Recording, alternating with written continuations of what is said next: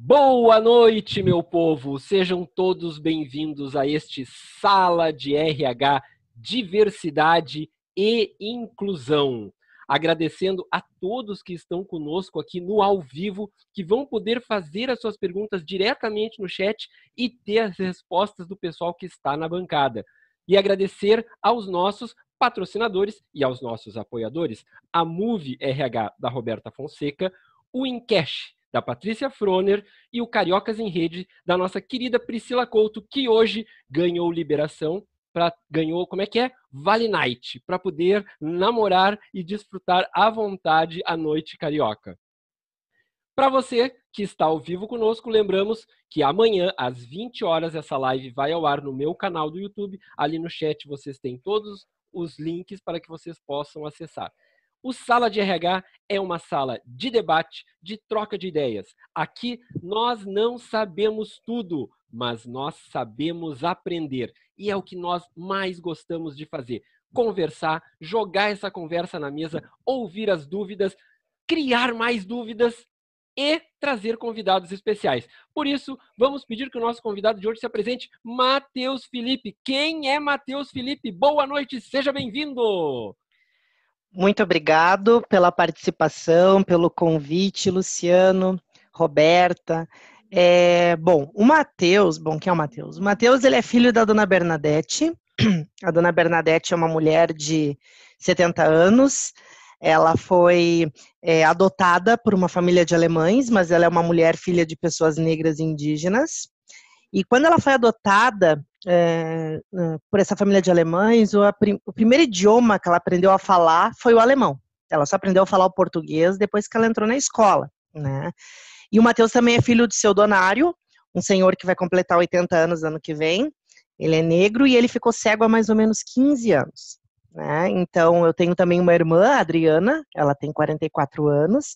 E hoje ela tem 2 filhas, é divorciada, e hoje o sonho dela é poder fazer graduação, que é o que ela mais está lutando para um dia conseguir. Ele também tem 2 sobrinhas, o Matheus, como eu disse, tem a Júlia e a Juliana, uma menina a Júlia que tem 15 e a Juliana que tem 11. E o Matheus é uma pessoa muito sonhadora, assim. O Matheus é formado em Relações Públicas, o Matheus é mestrando em Diversidade e Inclusão pela Fevale. O Matheus também é pós-graduando no MBA de Diversidade e Práticas Inclusivas da Unilassalle. O Matheus hoje é líder de Diversidade e Inclusão do Sicredi, é uma empresa que eu estou há 3 meses, eu era antes do Senac, e foi aí que começou um pouco a minha trajetória sobre esse tema. Eu trabalhava no Senac há mais ou menos 4 anos, e eu entrei na minha área de formação no Senac, que é comunicação interna, né, na área de relações públicas, mas com os trabalhos que eu fui aprimorando, incrementando ali, principalmente a questão da acessibilidade comunicacional, me garantiu assim um espaço para poder trazer outros temas dentro do Senac da diversidade como um todo. Isso me deu esse boom aí para que acabou sendo conhecido em vários lugares, principalmente no LinkedIn. Muita gente me conhece no LinkedIn, que é um local onde eu publico muito e compartilho muito conteúdo. O Matheus, ele é LGBT, ele é palestrante, ele é radialista, ele tem um programa nas segundas-feiras na rádio, na cidade onde os pais dele moram, que é Esteio. Eu acho que falar um pouquinho do Matheus é falar um pouquinho de cada diversidade, assim, porque eu acabo carregando... Desculpa, Matheus, te interromper, mas eu ia falar, o Matheus é diverso, é plural. O Matheus é bem diverso, tanto que eu até trouxe aqui, né, para a gente depois poder debater, eu trouxe uma breve apresentaçãozinha, assim, para a gente só refletir sobre alguns slides que eu tenho, e ele mostra até a foto da minha família, para vocês entenderem, quando eu explico de diversidade, diversidade começa dentro da casa da pessoa, né? Na nossa casa existe diversidade. Não é porque eu sou rotulado como uma pessoa diferente que eu sou considerado alguém da diversidade, muito pelo contrário. Diversidade somos todos nós, né? Todos nós temos características, né? Que dentro desse nosso coletivo individual a gente acaba se destacando e sendo diferente de um outro. E isso dentro de casa a gente já tem diversidade. Então na minha casa a gente tem diversidade de gerações, porque tem uma pessoa de 80 anos e uma pessoa de 11 anos, né? E eles interagem durante o dia, dentro de um ambiente. Tem diversidade de gênero, tem homens e mulheres. Tem diversidade de sexualidades, a minha orientação sexual é LGBT, mas tem pessoas heterossexuais também. Então, a gente tem diversidade de espiritualidades. Minha mãe e meu pai, eles sempre foram católicos, né? A minha irmã já é espírita. Então, há diversidades muitas vezes não só físicas, por ter também meu pai que tem algum tipo de deficiência, mas eu tenho limitações também. Todos nós temos algum tipo de limitação. Se eu tirar o meu óculos, por exemplo, e sentar no fundo de uma sala e tiver que ler o que está lá na frente no quadro, eu não vou conseguir ler. Eu preciso do óculos, eu tenho uma limitação. Então, todos nós temos alguma diferença, né, que nesse coletivo a gente se difere dos demais, e isso é diversidade. É o conjunto de todas as nossas características que nos difere dos demais. Então, falando um pouquinho do Matheus, assim, o Matheus, ele é um misto, assim, de tudo. E ele é apaixonado por esse tema de diversidade. Eu já estudo esse tema há mais ou menos 8 anos. Na época que eu comecei a estudar, ainda tinha pouco conteúdo aqui no Brasil. O Brasil não produzia muitos conteúdos acerca sobre esse tema. Achava textos mais antigos, assim, e esse texto ele veio muito mais forte de países como Estados Unidos e alguns países da Europa que já trabalham esse tema há muitos anos, e hoje eles acabam se destacando frente a esse tema porque eles trabalham ações de inclusão já há muitos anos. E daí tu vê, né, um presidente negro, tu vê a apresentadora mais bem paga dos Estados Unidos que é negra, tu vê atletas super destacados, tu vê pessoas LGBTs muito mais seguras, então tu vê que tem países que já vêm com esse trabalho de inclusão há muitos anos e que hoje já tem um grau mais elevado. E nós, como Brasil, a gente ainda está caminhando. Nós temos diversidade, mas nós não temos pessoas educadas para lidar com a inclusão. É bem diferente, né? E é isso que as empresas hoje não estão compreendendo, assim. Poucas empresas são que compreendem a essência desse tema, né? E é isso que eu quero tentar falar depois para vocês um pouquinho, e eu não sei se tem como fazer isso, mas eu tenho só alguns slides que vai guiar para a gente entender melhor um pouco sobre esse conteúdo. Teremos tempo para tudo, Matheus. Tomara que caiba nessa 1 hora, porque tu tá fantástico. Roberta, te apresenta também, Robertinha, para que o povo lembre quem é Roberta Fonseca. De uma forma muito breve, né? Eu sou psicóloga, eu sou sócia proprietária da Move Recursos Humanos. Eu tenho consultoria já há 8 anos, trabalho com recrutamento, seleção e avaliação psicológica. Eu sou diversa também, sou de Manaus, mas morei aqui, na verdade, nasci em Manaus e morei em Porto Alegre muito tempo e depois retornei para cá. Então, também carrego diversidade aí na minha família de locais, né? E espero poder contribuir aí com vocês, trocar com vocês. Eu tenho até já alguns questionamentos para o Matheus, não sei se eu já posso trazê-lo. Segura a peteca. Segura a peteca. Tá, devagar com o bonde. Estou com uma palavra aqui com algumas informações que eu anotei também. Essa live 1 hora vai ser pouco, gente. Meu Deus do céu.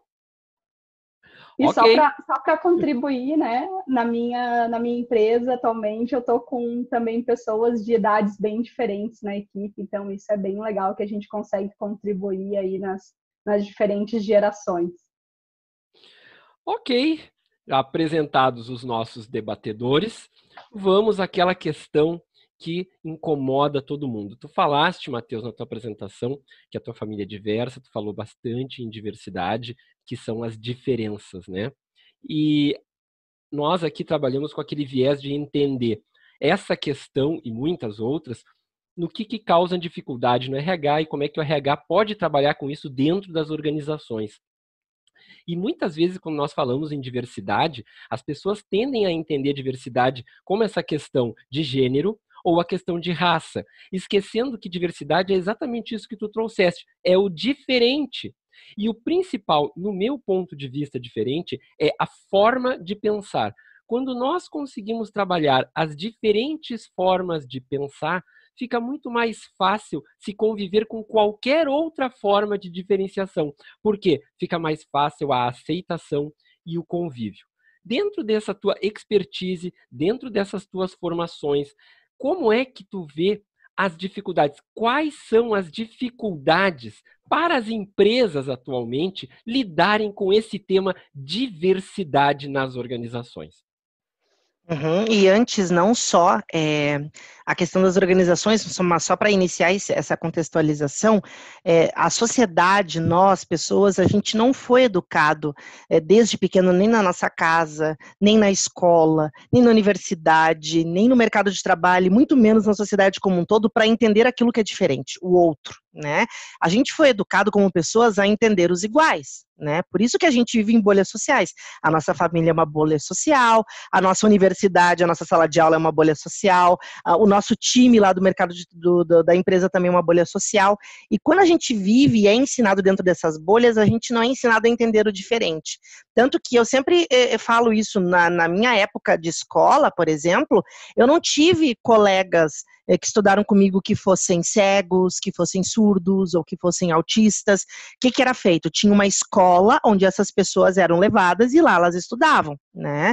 Então a gente já foi acostumado desde pequeno a não conviver muito com aquilo que é muito diferente de nós, né? E a nossa família também nos afastava daquilo que era muito diferente de nós.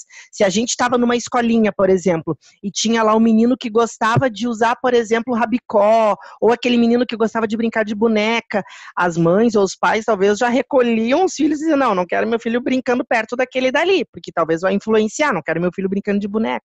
Então a gente foi ensinado por muitos anos a não entender o que é diferente. Quando a gente cresce e vai para o mercado de trabalho, a gente leva esses ensinamentos, que foi assim que a gente foi educado, né? E o que acontece? Hoje, o Brasil, ele é formado por 54% de pessoas negras. Pessoas negras são pessoas pardas e pretas. Isso são os dados do IBGE, não estou eu que estou inventando aqui. E 51% do nosso país é formado por mulheres. Ano que vem a gente vai ter o censo, né, de 2020 e já tem previsões que esse número aumenta de 55% no número de mulheres e de pessoas negras para 58%.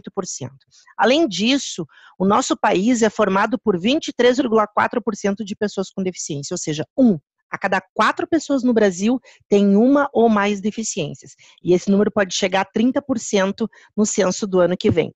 Então, quando a gente vê que esses públicos, se a gente juntar esses 3 públicos, eu não vou nem entrar em LGBTs, porque LGBTs são milhões de pessoas. Estima-se que 45 milhões de pessoas no Brasil são LGBTs. Eu acredito que seja muito mais, porque se o Brasil é um país que mais mata LGBTs, eu não tenho muitas vezes segurança, então, se eu sou um LGBT, de responder num censo se eu sou LGBT ou não, porque o que eles querem saber com isso, né? Então, se a gente junta, então, esses 4 públicos, pessoas com deficiência, pessoas LGBT+, pessoas negras e mulheres, elas são maioria no nosso país, mas ainda são as maiorias que são rotuladas como minorias, por causa do preconceito. E quando a gente vai para o mercado de trabalho, a gente vê um outro público.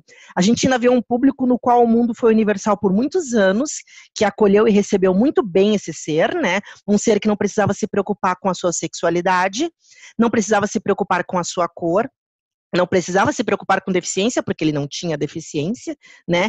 E muito menos com seu gênero, porque não se preocupava com machismo, por exemplo. Então, por muitos anos, esse ser que não ficava incomodado com a sua cor era muito bem-vinda, a sua sexualidade era muito bem-vinda, o seu gênero e a sua capacidade, porque não tem deficiência, e o preconceito contra pessoas com deficiência se chama capacitismo, essa pessoa, por muitos anos, ela teve o poder, né? E essa persona ainda continua exercendo em cargos majoritários o poder, principalmente no mercado de trabalho. E são pessoas que, então, não sofreram um preconceito como as outras pessoas que são rotuladas como minorias sofrem por causa do preconceito. Então, o que acontece? Quando uma empresa ela quer trabalhar com diversidade, ela muitas vezes, a liderança que assume lá, o RH é uma área que geralmente assume esse papel. Quando a gente pega lá as lideranças de RH, que a gente vê que são pessoas muito parecidas, que têm uma trajetória muito parecida, que as cores são parecidas e que são pessoas que até então não sofrem preconceito na intensidade dessas pessoas que são minorizadas, elas não entendem por que falar de diversidade, porque de fato não sofreram preconceito. E quem é que levanta a bandeira de diversidade nas empresas? São os colaboradores que sofrem preconceito. Quem é que geralmente puxa a bandeira? É a comunidade LGBT, é a população negra, são as pessoas com deficiência, são as mulheres. Elas puxam essa bandeira de diversidade dentro da empresa porque elas não estão satisfeitas por muitos anos vendo um comportamento muitas vezes machista numa reunião, vendo um comportamento onde o meu líder, ele nunca me promove, eu entro como assistente, permaneço 10 anos assistente só porque eu sou uma pessoa com deficiência, ou então porque eu trabalho numa empresa que eu não posso contar que eu sou LGBT, porque eu posso correr riscos, porque o meu chefão, ele é uma pessoa extremamente homofóbica, ele não vai me aceitar se eu contar que eu sou LGBT. Então, no churrasco dos finais de semana, eu falo que a minha namorada tá doente, eu falo que a minha namorada foi viajar, porque eu não posso levar o meu namorado no churrasco dos meus colegas, né? Então, se eu convivo, ou uma pessoa negra, por exemplo, que nem passa às vezes na entrevista de emprego, porque aquela empresa não quer contratar alguém negro, porque ainda cria esse estereótipo do racismo, né? Então, se a gente ainda percebe que as empresas têm dificuldade de iniciar esse projeto, é porque muitas vezes elas não entendem o porquê desse tema. Elas só estão focadas naquela ponta do iceberg. Ah, diversidade traz lucro, diversidade traz engajamento, diversidade traz produtividade. Só que elas entendem esse lado superficial e raso. Para chegar neste nível de lucro, inovação, engajamento, produtividade, as empresas precisam trabalhar uma base. E a base é o quê? Inclusão. E quando elas têm que falar de inclusão dentro da empresa, muitos se perdem. Porque até então não precisaram passar por um processo de inclusão. Sempre foram inclusos dentro da sociedade e não entendem o que é ser excluído, né? Então, quando a gente vê que hoje os quadros de liderança são ocupados por pessoas que nunca precisaram se preocupar com a exclusão, porque estavam sempre incluídas dentro da sociedade, eram muito bem aceitas, como trabalhar com diversidade? E elas acabam se debatendo com isso. Então, o que as empresas têm que fazer hoje? As empresas precisam vestir as sandálias da humildade, as lideranças precisam vestir esses calçados e ouvir os colaboradores que estão levantando essa bandeira. Porque se uma empresa, enquanto a liderança está aqui falando de diversidade, lucro e engajamento, e os colaboradores estão falando aqui sobre respeito, inclusão, empatia, se eles não se conversarem, o papo não vai evoluir, as estratégias não vão evoluir, porque a liderança está falando uma coisa e os colaboradores estão falando em outra. Então tem que ter esse debate entre os dois públicos para que a empresa comece a entender. E a partir daí, o que acontece? Os colaboradores acabam então ensinando as lideranças o que é inclusão. Porque daí, de fato, eles começam a perceber pelas histórias dos colaboradores o quanto as portas muitas vezes já se fecharam por esses colaboradores por causa de preconceito. E aí a gente começa a falar, então, por que um programa de diversidade dentro da empresa, ele vem com esse papel de oportunizar espaços para pessoas que sempre foram excluídas no mercado de trabalho.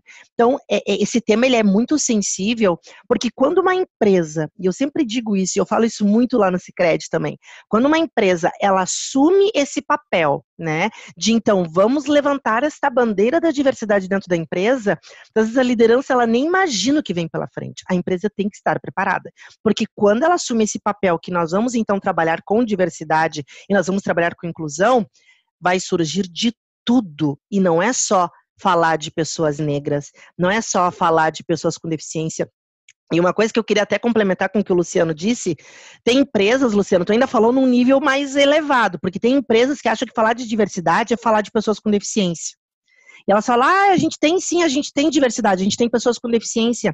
Só que as empresas acabam se firmando e se sentando em cima de uma obrigatoriedade, que é a lei de cotas. A lei de cotas, ela obriga que as empresas, depois de um certo número de colaboradores, contratem pessoas com deficiência. E eu fico muito triste ainda quando as empresas ainda têm esse discurso, não, nós trabalhamos com diversidade, nós temos PCDs, mas esse é o mínimo, tu não está fazendo nada de além, né? O além é o quê? É como eu incluo as outras pessoas dentro do meu espaço, onde um LGBT se sinta seguro e possa ser quem ele é dentro da empresa, onde uma porta não vai se fechar se vem uma mulher trans que é graduada, que está fazendo então uma pós-graduação, e eu conheço várias pessoas que são trans e que acabam se prostituindo de dia para pagar a pós-graduação à noite, porque buscam o mercado de trabalho para poder trabalhar, e o mercado de trabalho não abre a porta para as pessoas trans. Dentro da comunidade LGBT, o público trans é o que mais sofre. E tem empresas que ainda falam, não, nós contratamos pessoas LGBTs, mas é no máximo aquele homem aquele homem que tem a aparência de um heterossexual, um macho alfa que não dá pinta que é gay, né? Ou aquela mulher, então, que é lésbica, mas ela usa vestido, ela usa salto porque a empresa exige, então ela não dá pinta que é lésbica, mas nós temos pessoas LGBTs. Então, ainda a gente está num discurso, muitas vezes em organizações, que é um discurso muito fake, né? Onde as empresas, elas se beneficiam dessa bandeira e daí chamam algumas pessoas que até então vão ser aceitas naquele espaço, mas é só até aqui. A partir daqui, a empresa não sabe como lidar, né? Então, esse é um tema, ele é muito interessante para quem gosta de estudar sobre esse tema, porque falar de diversidade e falar de inclusão, quando tu fala inclusão, tu está falando de sentimento. Tu tá valorizando o sentimento daquelas pessoas. Porque falar de diversidade vai muito além. E eu gosto muito de dar um exemplo. Eu posso falando? Ou vocês têm... Nós queremos debater contigo. E eu queria... Ah, então tá. Então vamos... A Roberta já vai fazer uma pergunta que eu já conheço aquele olhinho. Eu já te dou a palavra, Roberta. Mas assim, ó, segundo essa tua explanação, na minha humildade eu quero entender, só vai levantar essa bandeira e nós só vamos conseguir essa transformação dentro, vamos focar na organização. Eu concordo plenamente contigo que é uma questão social, eu vejo isso, inclusive quando tu começou a falar, uma menina já tinha colocado ali, o que tu estava falando, eu até coloquei no chat, olha, tu falou antes que ele, porque realmente é uma questão social, mas vamos assim, olhar para dentro da empresa. Tu acredita que na organização isso só mude quando nós tivermos pessoas com estas dores nos postos chaves que demandam e não mandam dentro dessa realidade hoje? Hoje nas empresas a gente tem muito mais pessoas com essas dores nos cargos operacionais, né? A gente chama no chão da fábrica, enfim, os trabalhadores, os colaboradores em si, do que de fato em cargos de liderança. Ainda é pouco presente em cargos de liderança essas pessoas que têm essas dores, né? E quando eu falo de dores, é dores do preconceito, que são excluídas realmente por algum ponto. Mas assim, eu percebo que os colaboradores, várias empresas já estão tendo esse movimento de acolher isso, porque entenderam ou foram tocadas em algum momento com a história desses colaboradores e vejam que no final essas pessoas são pessoas talentosíssimas, que têm uma caminhada maravilhosa dentro da empresa e que contribui para o crescimento da empresa. Então elas acabam percebendo através dessas histórias de exclusão o quanto essas pessoas não deveriam ser excluídas e o quanto essas pessoas precisam estar realmente dentro das empresas. Ao mesmo tempo a gente já vê um movimento de empresas que estão fazendo esse trabalho de cada vez mais colocar pessoas, então, desta diversidade que sofre preconceito dentro de quadros de liderança. Por quê? Porque muitas vezes essas pessoas que estão dentro em quadro de liderança, elas trazem ideias que são sensacionais para muitas vezes impactar alguma ideia que vai trazer alguma inovação para a empresa, mas principalmente para ela saber como lidar com esses públicos, então, que são representativos dessa pessoa que também sofre preconceito. Então, a gente vê que as empresas, nesse momento, poucas ainda são que evoluíram nesse processo de inclusão dessas pessoas negras, pessoas com deficiência, pessoas LGBTs e mulheres, de uma forma geral, dentro de quadros de liderança. Ainda são poucas. Mas as que já estão fazendo esse movimento estão tendo grandes resultados, porque mostram que essa empresa, cada vez mais, com essas pessoas na liderança, estão preparadas para entender o seu público interno, mas principalmente entender os seus clientes lá fora, que também são diversos, né? Fantástico. Roberto, tu queria fazer uma pergunta. Tá fechado o teu microfone.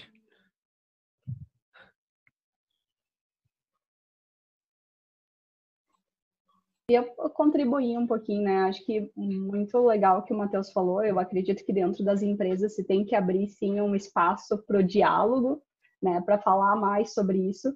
E acho que também um bom lugar para se começar a trabalhar isso é dentro do recrutamento e seleção também, né? Que não deixa de ser a porta de entrada de colaboradores. Mas o que eu gostaria também de poder contribuir, até quando a gente começou, né, Luciano, a falar sobre o tema, eu comentei no WhatsApp para o Luciano que eu não gosto especificamente da palavra inclusão. Para mim, eu acho que há muito mais uma necessidade de valorizar. Eu acho que, claro, para chegar num nível de falar em valorização, a gente vai chegar num outro patamar. Mas eu acredito que há muito mais de valorizar as pessoas, de respeitar e de amar o próximo, do que propriamente de incluir. Eu acho que a gente precisa aprender realmente, né, a lidar com as diferenças, a lidar com as diferenças de ideias, que diferentes ideias trazem diferentes soluções, diferentes contribuições, do que propriamente incluir. Mas eu acho que para chegar numa valorização, acho que sim, né? Precisa ter primeiro a inclusão e a gente precisa falar muito sobre isso.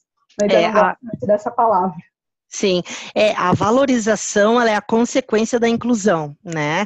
A oportunidade é a consequência da inclusão. Então, se a gente não trabalha realmente esta inclusão de fato, a gente não consegue muitas vezes carregar os outros. Pela questão, assim, até da diferença entre inclusão e integração, né? Integração é quando eu, então, empresa, eu vou, por exemplo, lá num evento, eu sou, digamos, líder de uma empresa. Aí eu vou lá num evento que fala sobre diversidade e eu sou uma dessas lideranças que até então sempre fui incluído na sociedade, nunca sofri exclusão.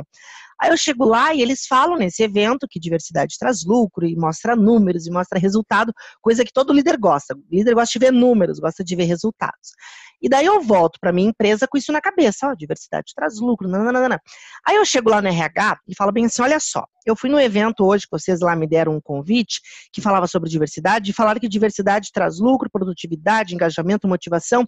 E eu percebi que a nossa empresa realmente tem pessoas assim muito parecidas, porque eles falaram que tem que contratar pessoas LGBTs, tem que contratar pessoas com deficiência, enfim, mais mulheres. Então faz o seguinte, eu quero que vocês, como RH, contratem para mim então pessoas com deficiência, que a gente bote metas. Eu quero pessoas com deficiência, eu quero pessoas LGBTs, eu quero pessoas negras.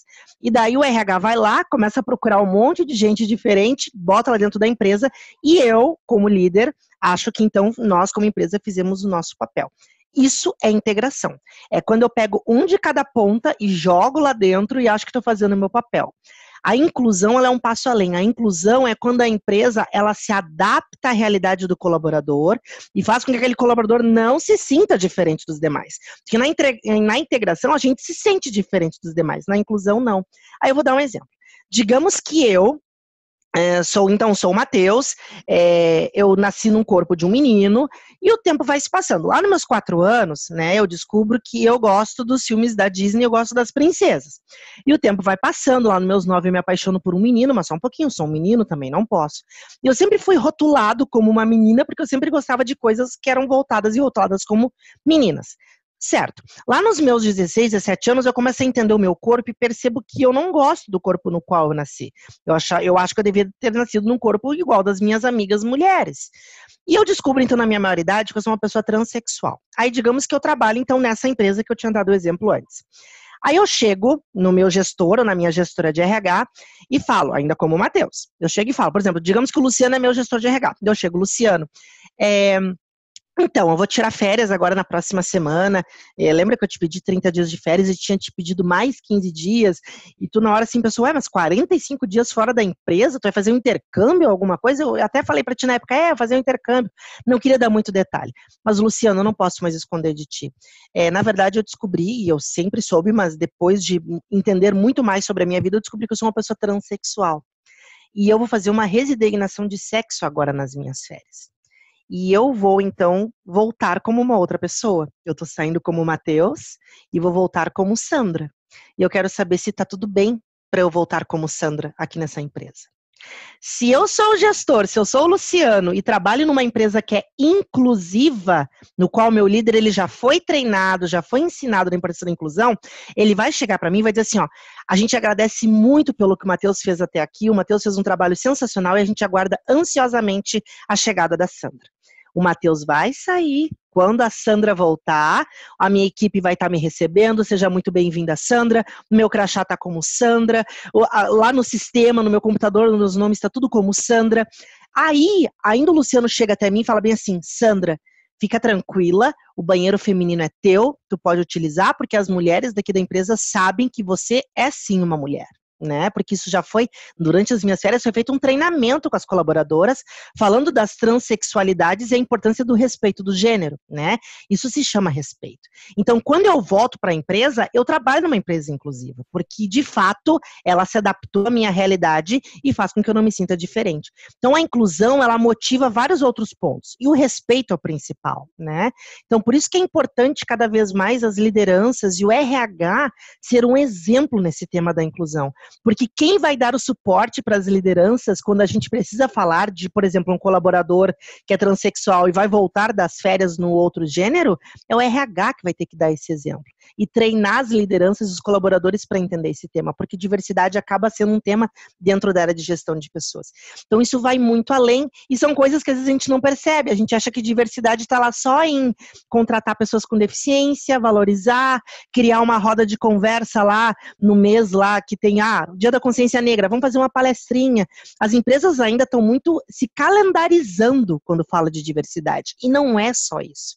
Existe, então, a questão de se calendarizar para a gente poder reforçar as datas, mas o que a gente está fazendo, de fato, dentro da empresa para fazer com que as pessoas se sintam incluídas e respeitadas.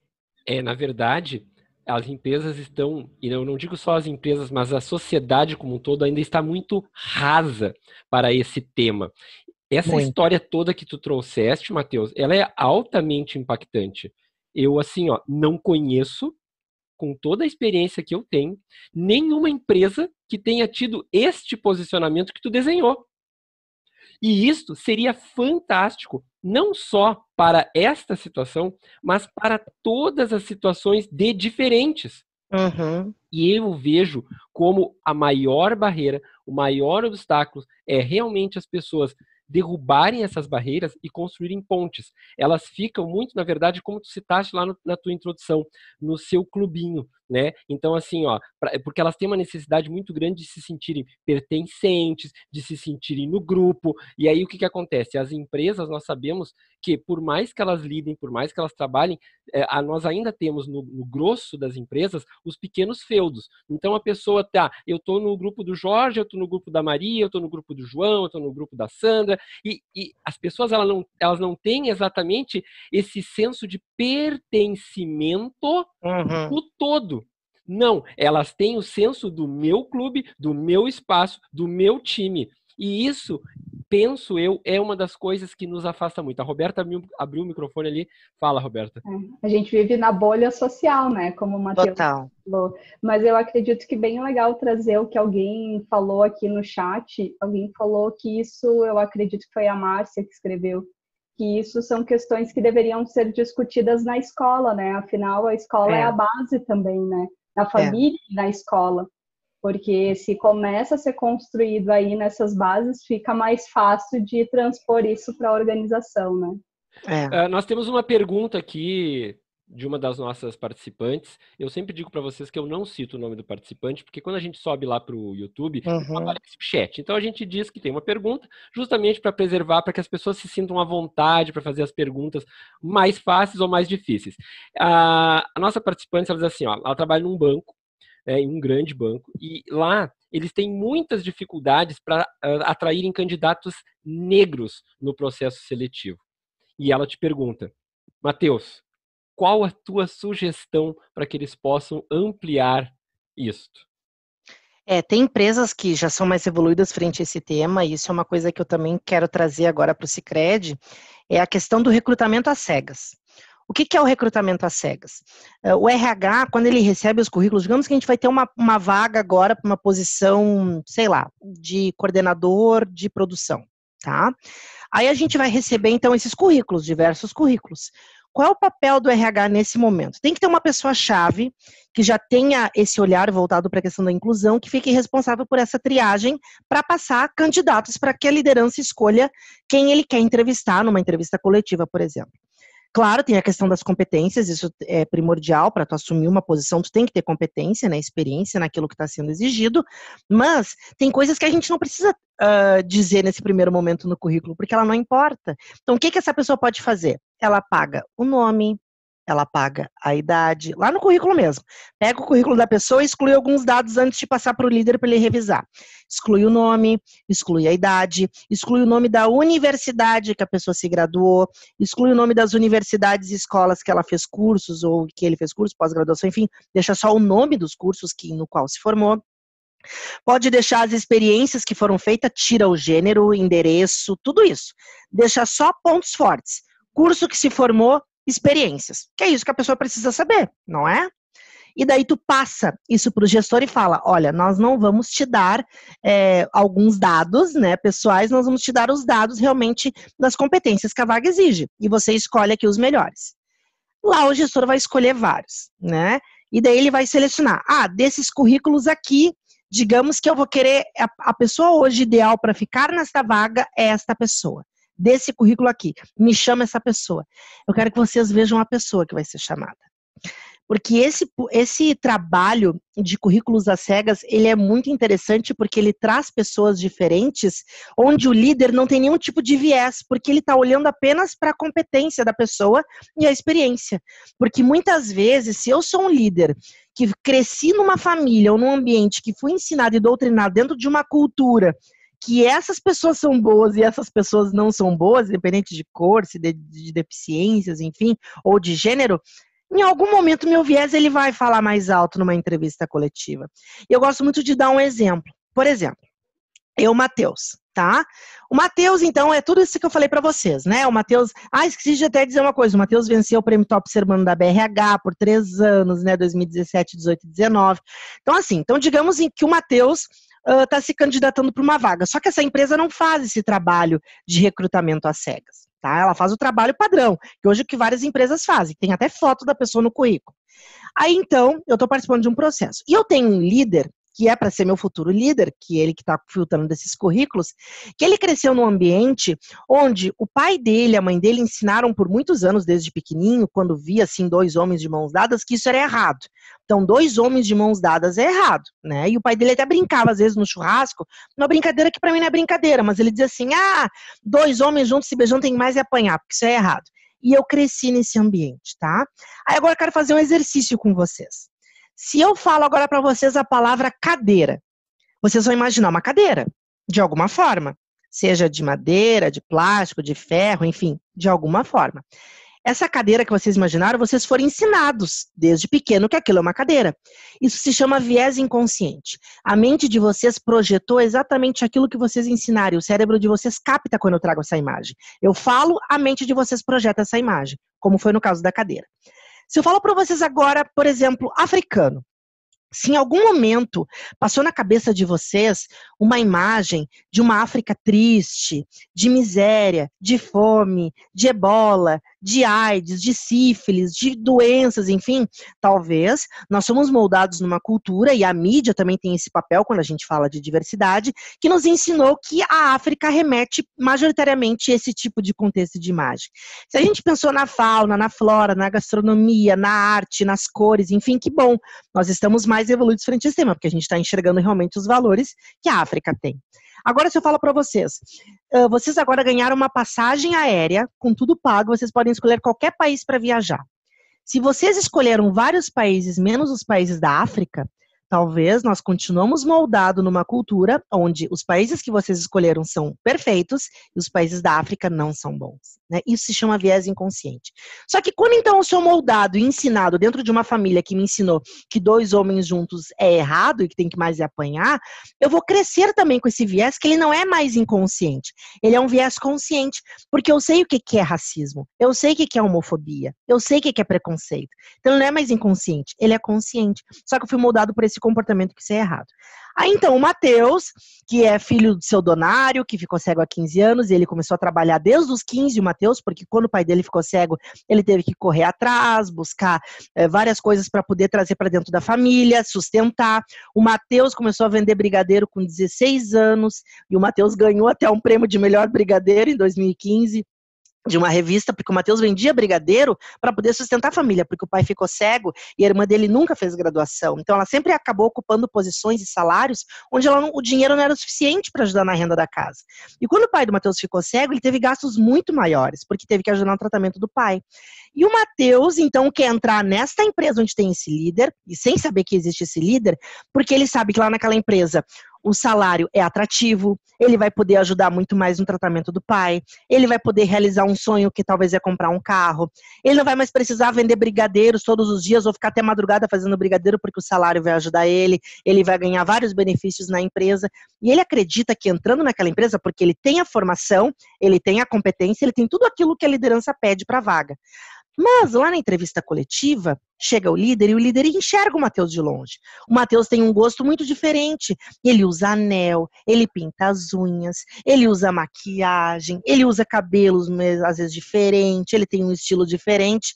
E o líder já começou a ficar um pouco assustado com aquilo, porque até então uma pessoa LGBT não tá no time dele. Isso aí não é legal, porque ele já foi ensinado que não é gente boa. O que o Matheus é não serve pro meu time. E o que ele faz? Ele acaba me excluindo de um processo seletivo só por causa de um viés que ele foi criado e ensinado que o que eu sou é errado.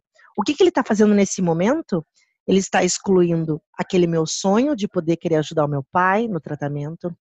Ele está excluindo aquele sonho de reformar a casa dos meus pais, que o telhado estava com goteira. Ele exclui a minha possibilidade de poder ajudar minha irmã a pagar um curso de graduação, que é o sonho dela, ela quer muito se graduar. E também realizar os meus sonhos. Então, quando um líder faz isso porque ele seguiu um comportamento de um viés que ele foi ensinado lá quando ele era pequeno, ele desencadeia uma série de coisas que acaba reforçando a nossa desigualdade no país. Porque quando a gente fala de diversidade, a gente está falando de desigualdades. Porque senão a gente não estaria falando sobre esse tema. Porque inclusão, então, já seria algo naturalizado na nossa sociedade. Mas como não foi por muitos anos, hoje a gente tem que falar de diversidade, porque existe uma desigualdade muito grande. Então, respondendo à pergunta da colega, o recrutamento às cegas, ele vem como uma estratégia para que, se eu sou líder e ainda carrego alguns vieses, ou eu sou do RH e ainda carrego alguns vieses que possam, em algum momento, eu olhar assim para uma pessoa negra no currículo e dizer assim, ó, mas essa pessoa não tem inglês. Mas eu acho que essa pessoa talvez não vai dar, porque aqui só tem branco, talvez ela vai se sentir excluída. Ou uma pessoa com deficiência. Não, mas uma pessoa cega não ia se dar bem nessa vaga. Imagina, como é que eu vou botar uma pessoa cega aqui dentro? Eu vou ter que readaptar, vou ter que botar piso tátil, vou ter que ensinar. Ou jamais botar uma pessoa surda, porque eu não sei Libras. Como é que essa pessoa vai se comunicar? E a gente começa a criar vários o achismo, onde a gente já exclui a pessoa só por causa daquela característica dela. E esquece todas aquelas competências que ela tem, que é ideal para a vaga.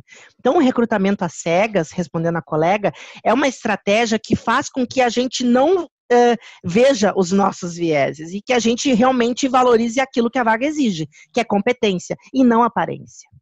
Olha só, Roberta, só... Rapidinho. Posso só... Pode. Eu vou te interromper, manda bala. Só para contribuir com a resposta também, eu acredito que uma outra forma de atrair pessoas diferentes para a minha organização e com pensamentos diferentes é nós, enquanto RH, estarmos nesses grupos também, fora da organização. Ótimo. Então, participando de encontros, de grupos de pessoas idosas, que querem estar incluídas no mercado de trabalho, de grupos de pessoas LGBTs, de grupos de pessoas negras, enfim. Nós estarmos conversando e inseridos nesses grupos para também trazer essas pessoas e atrair essas pessoas para nossas organizações.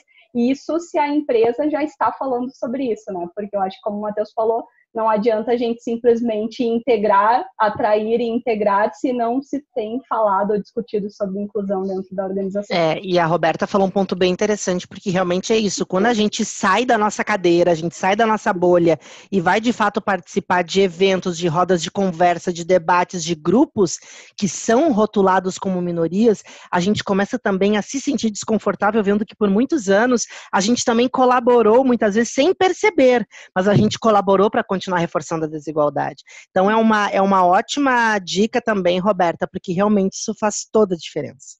Eu queria contribuir no sentido de que a colega que falou sobre a dificuldade do banco de não conseguir negros, ela disse que faz também recrutamento às cegas e mesmo assim não consegue. Então eu vou dizer o seguinte, o problema está na imagem que o banco tem. Então tem que fazer um trabalho na imagem do banco. E não adianta só chegar e jogar lá no marketing uma propaganda bonita com negro. Não.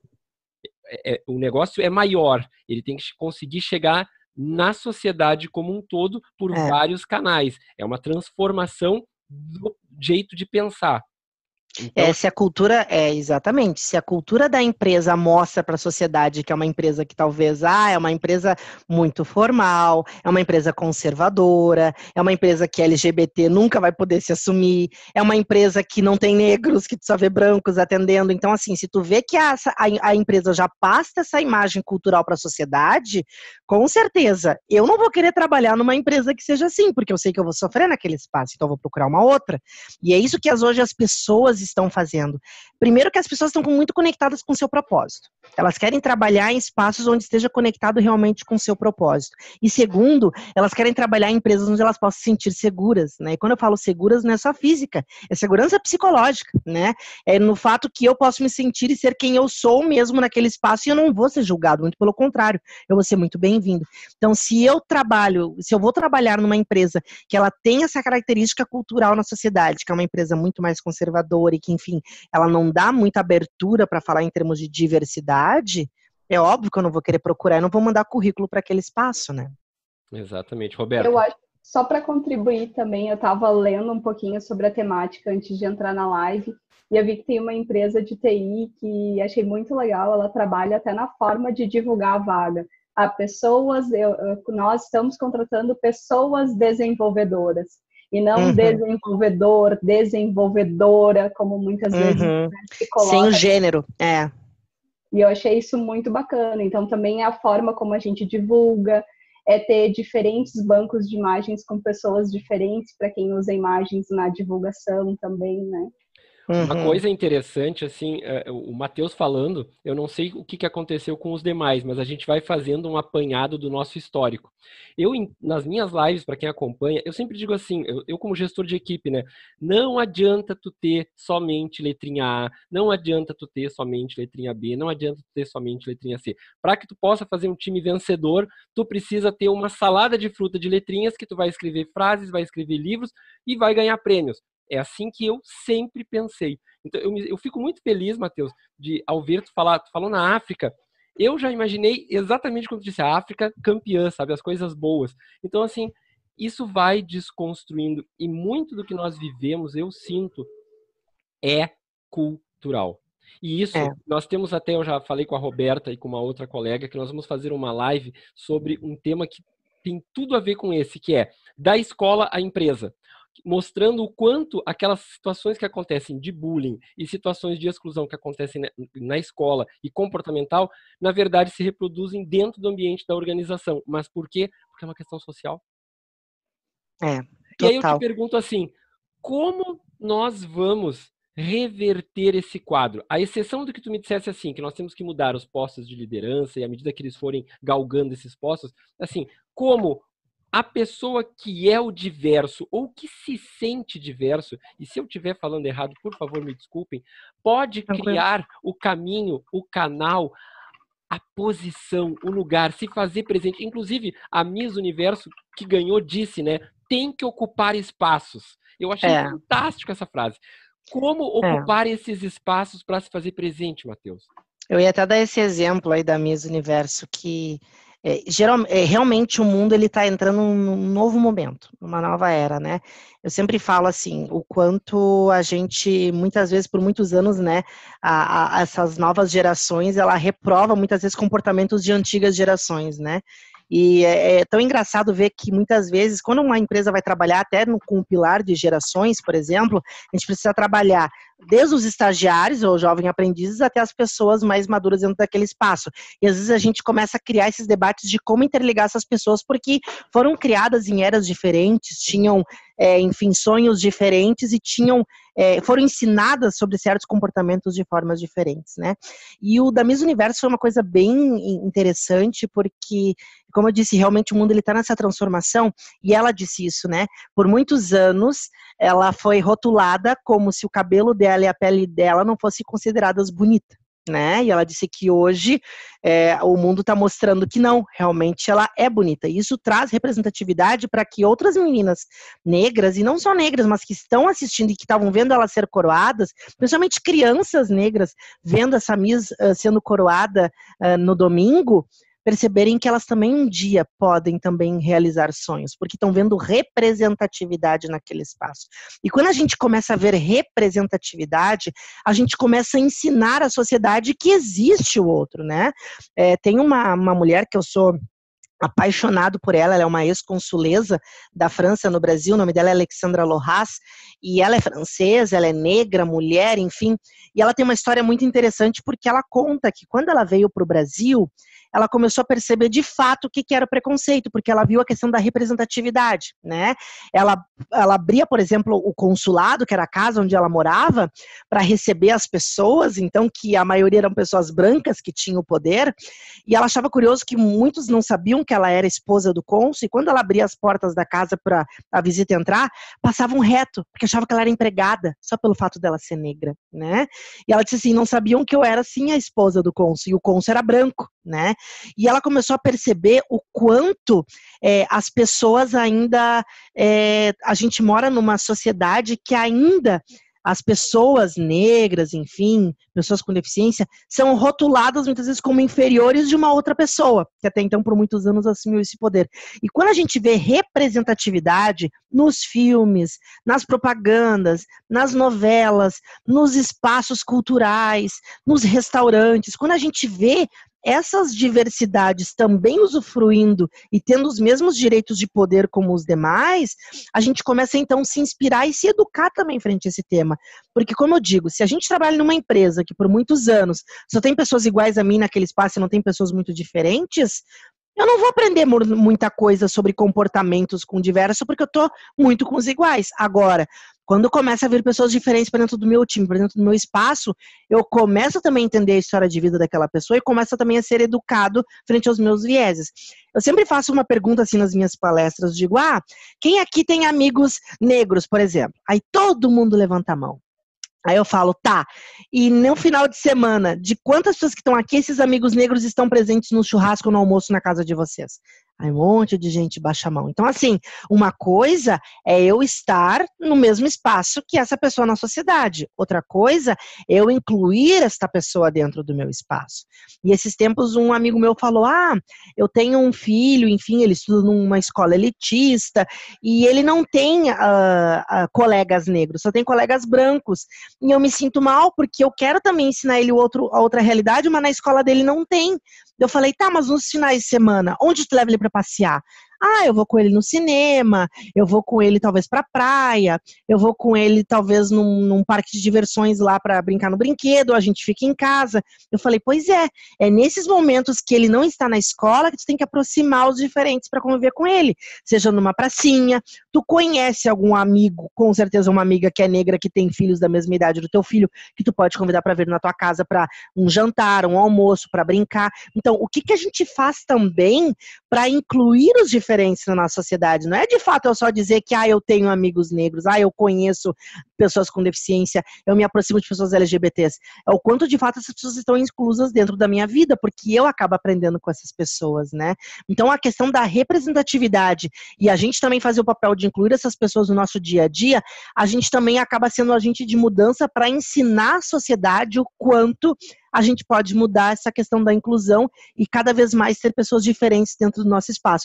E a gente tem que sim levantar quando eu falo levantar da cadeira, é sair do lugar, né? Porque eu não posso falar levantar da cadeira porque uma pessoa cadeirante não pode levantar da cadeira. Mas a gente sair da nossa zona de conforto e realmente buscar conhecer o diferente. Porque assim primeiro porque a gente só cresce como pessoa. Eu cresci muito como pessoa e eu quebrei muitos preconceitos meus, porque todos nós temos preconceitos, e eu quebrei muitos preconceitos meus quando eu também comecei a conviver também com pessoas diferentes, porque eu também ia até um certo ponto. Quando eu convivia com pessoas LGBTs, eram no máximo pessoas gays, pessoas lésbicas, eu não estava de fato com pessoas trans, que tinham uma outra realidade. Eu não estava com pessoas travestis, que muitas vezes estão na rua e precisam muitas vezes de uma vaga de emprego e a gente só vê elas na rua, né? Então, o que a gente está fazendo para incluir o diferente no nosso espaço, para, de fato, a gente começar a construir um ambiente mais diverso? Olha só, uma das nossas participantes fez uma colocação que eu achei fantástico e tem muito a ver também. A gente fala muito em exclusão, né? Mas ela trouxe assim, ela tem amigos LGBTs e ela diz que percebe que eles ficam só na sua bolha, só no seu grupo. Isso também ocorre, né, Matheus? Que é essa sentir-se excluso, então eu vou fazer o meu grupinho, só que daí no sentido inverso, né? Para não sofrer a exclusão do grande grupo. Uhum. E não só assim, eu percebo que dentro, porque eu sou LGBT, né? E eu percebo muitas vezes dentro da comunidade que se eu sou LGBT, por exemplo, eu incluo só as pessoas parecidas comigo. Então eu vou incluir só homens gays, O no máximo algumas mindset, mulheres lésbicas. exatamente, Mas assim, atração. eu não vou andar com trans, eu não vou andar com travesti, enfim, isso é uma outra realidade. E daí tu acaba vendo essas pequenas segregações, onde tu vê que dentro de uma grande comunidade há segregações, né? Muitas vezes eu também trago um outro ponto que acaba muitas vezes sendo polêmico, é que muitas vezes eu acabo vendo até as segregações das raças, e quando eu falo raça, de cores. Muitas vezes eu percebo que tem grupos que falam bem assim, a gente só vai fazer esta ação aqui para incluir só quem é parecido conosco, né? A gente não vai dar espaço para o branco, a gente vai dar espaço só para o negro, porque é o negro que sofre. Mas muitas vezes, quando a gente acaba multiplicando esse comportamento, a gente também está causando uma segregação, né? E o que a gente está fazendo de fato? Porque o branco, ele tem que estar presente no debate racial. Se eu ficar ensinando racismo só para negro, eu não vou continuar, eu não vou conseguir impactar realmente para quem eu quero impactar, que talvez é o branco que acaba muitas vezes ocasionando algum tipo de racismo ou vice-versa, né? Porque racismo nada mais é do que quando eu acho que a minha raça é melhor que a sua, independente se eu sou negro, se eu sou branco, se eu sou, enfim, e racismo também lida com questões de religiões. Então, assim, a gente muitas vezes acaba se segregando dentro dos espaços de diversidade, e não é essa a proposta, né? Por isso que ainda falta um debate muito mais evoluído sobre isso, porque enquanto eu, LGBT, continuar me segregando e querendo incluir só o que é parecido comigo, eu também vou estar multiplicando uma desigualdade. Então, e isso é muito difícil, porque cada vez mais isso mexe com o desconforto e com a zona de conforto da pessoa, e tem pessoas que me odeiam, que quando eu falo isso, as pessoas, meu Deus, Matheus, como tu fala uma coisa dessas? Tu tá indo contra um movimento. Mas quando a gente está segregando, a gente está excluindo, e não é essa a proposta da inclusão. E só para complementar, a gente está num país tão diverso já, quando a gente pensa em estados diferentes, e eu percebo, eu não sei se eu vou causar polêmica falando isso, mas eu sou de Manaus, e eu percebo que eu não tive tanta dificuldade no meu retorno para cá, para o Rio Grande do Sul, porque eu tenho o sotaque de Porto Alegre. Porque talvez se eu tivesse o sotaque de Manaus, eu escuto tu sofreria muito preconceito. nortista, nordestino. Não, já rotulam como nordestino.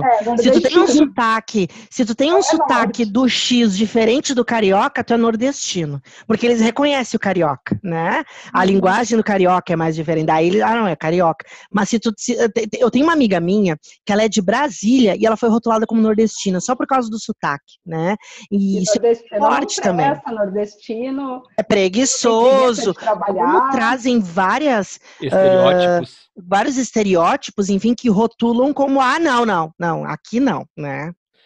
Gente, inacreditável, mas vocês sabem, quando sobe essa plaquinha, significa que a nossa live esgotou o seu tempo. Eu sabia que tu ia dizer isso. Matheus, pena. Tu é uma pessoa incrível. E respeitando todas as outras pessoas que já estiveram no Sala de RH, eu gostaria de dizer para ti assim, ó, eu te amo, tu é fantástico, fantástico mesmo. Eu queria ouvir as tuas considerações finais sobre esse nosso tema, por favor. Perfeito. Então, assim, gente, cada vez mais a gente precisa realmente se educar frente a esse tema. Eu acredito muito na educação, tá? A educação, de fato, para mim, é algo que pode transformar comportamentos, realidades, culturas, porque quando a gente se educa frente ao tema, a gente tem propriedade para debater e também acaba se desconstruindo, porque a gente percebe muitas vezes que a gente segue um comportamento errado e a gente foi educado para entender aquilo que pode ser rotulado como o correto. E diversidade é um tema muito alinhado à educação. Então, uma dica que eu dou para quem trabalha com RH é quando vocês forem levar esse tema de diversidade para dentro das organizações, alinhem isso estrategicamente com as áreas de treinamento e desenvolvimento da organização, porque de fato esse tema tem que estar na pauta da educação corporativa da empresa, porque é só assim que a gente vai poder capacitar então as lideranças, que são a ponta que levam para a base. Se as lideranças não estão alinhadas a esse tema, isso não desce para a base. Vai continuar esse debate de liderança falando uma coisa e colaboradores em geral falando em outra. Então, invistam muito nesse tema, porque esse tema, ele vai trazer, de fato, diversos benefícios. Ele traz todas aquelas pontas que eu falei para vocês, o lucro, a inovação, o engajamento, mas para isso tem que ter um trabalho de educação muito forte dentro desse espaço, para, de fato, as pessoas estarem preparadas para lidar com diversos, entenderem que ser diferente é normal e está tudo bem e é muito bom, e ao mesmo tempo os diferentes e as pessoas em geral, que não vão mais se sentir diferentes naquele espaço, vão construir um ambiente muito mais inclusivo e ser exemplo para a sociedade, para inspirar as outras empresas para também seguirem esse comportamento.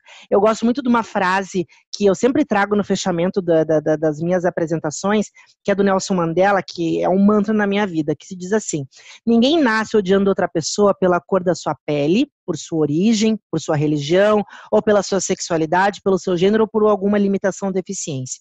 Para odiar, as pessoas precisam aprender. E se elas podem aprender a odiar, elas podem ser ensinadas a amar. Então, essa reflexão que eu deixo para vocês, e que cada vez mais vocês também sejam agentes de transformação e que busquem cada vez mais entender mais o poder da inclusão, porque ninguém perde. As pessoas acham que falar de diversidade mexe com poder, e ninguém gosta de mexer no poder. Todo mundo gosta de ter o poder. Só que diversidade, ela mexe sim com poder, só que ninguém perde, todo mundo ganha. Tu não divide fatia, tu não perde a fatia, muito pelo contrário, tu acaba ganhando também dentro na divisão dessa fatia.